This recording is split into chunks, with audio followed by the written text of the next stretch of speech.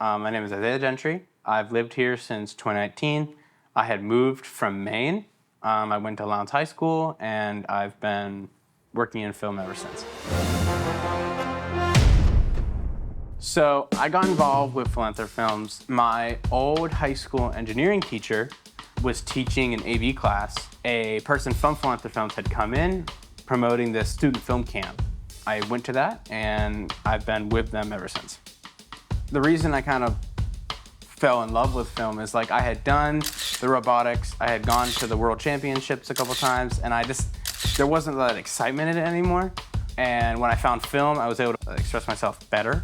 I enjoyed my first project so much because it was treated differently, where the kids were thrown in and we were part of the crew. With this, I was able to, actually work with the DP or work with the BTS crew. I got to work with those people. It was an environment where I felt I was necessary.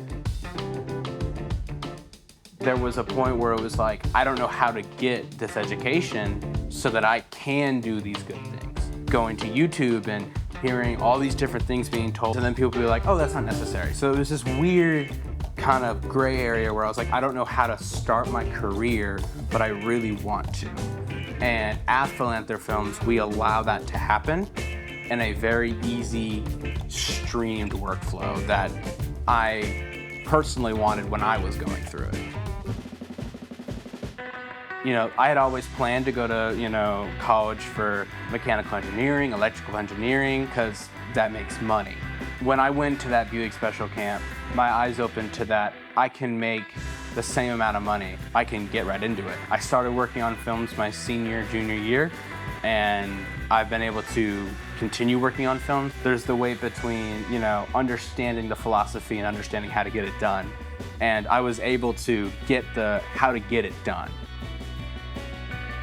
I've been working for Philanthrofilms a little over a year now. Philanthrofilms was given a federal grant by AmeriCorps that supplied 5 full-time positions for a nonprofit, and I was one of the lucky to be chosen for that. So I've been working with them and gathering assets and helping train the new workforce.